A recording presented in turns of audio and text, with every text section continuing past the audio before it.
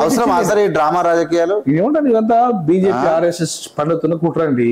ఈ మనవాద పార్టీలు అగ్రకుల పార్టీలు చేస్తున్న కుట్ర ఇది.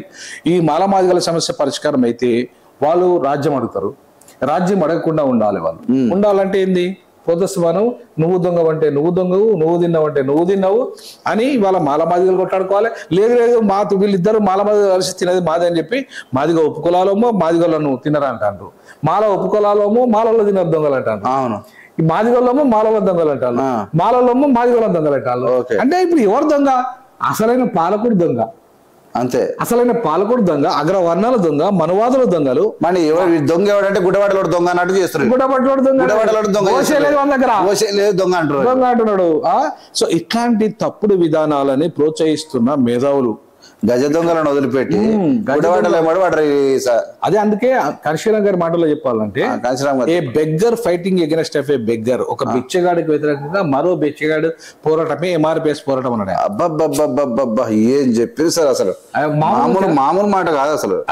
ఒక బిచ్చగాడికి వ్యతిరేకంగా మరో బిచ్చగాడు చేసుకునే పోరాటమే ఎంఆర్పిఎస్ మూవ్మెంట్ అని చెప్పి మాన్యశ్రీ కన్షీరాం గారు 94లో చెప్పాడు ఈ మాట. 94లో ఒకడెవడు చిల్లరగాడు ముసలోడు గాలి వినోద్ కుమార్ కి ఏం తెలియదు, ఆయన కట్ చేస్తాం ఇది పీక్ పడేసామని మాడుతున్నాడు అంట. ఎవడాడు ముసలాయన, ఆయన ఎవడో పెట్టుబడి దానికి. అంటే ఒక విజ్ఞానవంతులు చెప్పేది కూడా గుడ్డిగా. అంటే మీరు మందకృష్ణ తెలుసు, మందకృష్ణను సపోర్ట్ చేసే వినోద్ కుమార్ మంచివాడు కాదని కాడికి వచ్చారు. అంటే ఏది నిజం ఏది తెలియదు, మూర్ఖులను ఏమనాలి? అదే అంటున్నా. ఇప్పుడు మాదిగైనా మాలైనా లేదంటే ఇంకో ఉపకులమైనా ఎవరైనా వాస్తవాలని ఇవాళ బాబాసాహెబ్ అంబేద్కర్ అంత పోరాటం చేసి మనకు రిజర్వేషన్లు సాధించింది దేనికోసం? రిప్రజెంటేషన్ కోసం.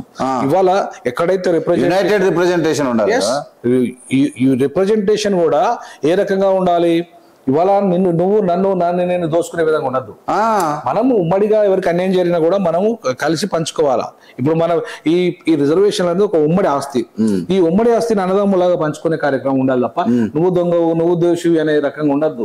అందుకని నేనేమన్నా 371 ప్రకారంగా దీన్ని పంచుకుంటే ఎవరు దొంగతనం చేయాల్సిన అవసరం లేదు. జిల్లాలో యూనిట్ చేసుకోవాలా, జిల్లాలో జనాభా ఉంటుంది, ఆ జనాభాలో ఎవరికి ఉద్యోగాలు ఉన్నాయి, ఎవరికి పాలిటిక్స్ అవకాశాలు ఉన్నాయి అనేది తెలిపోతుంది కదా లెక్క. కలెక్టర్ దగ్గర అంతా లెక్క ఉంటుంది. ఆ కలెక్టర్ పనిచేస్తాడు అక్కడ, అయిపోయి జనాభా ప్రకారంగా వచ్చేస్తుంది. ప్రాబ్లం ఏంటిది? టెక్నికల్ ఇష్యూ రాదు, కొట్టుడు పోదు, టెక్నికల్ ఇష్యూ రాదు, నువ్వు తిన్నావంటే నువ్వు తిన్నావు అనేది రాదు.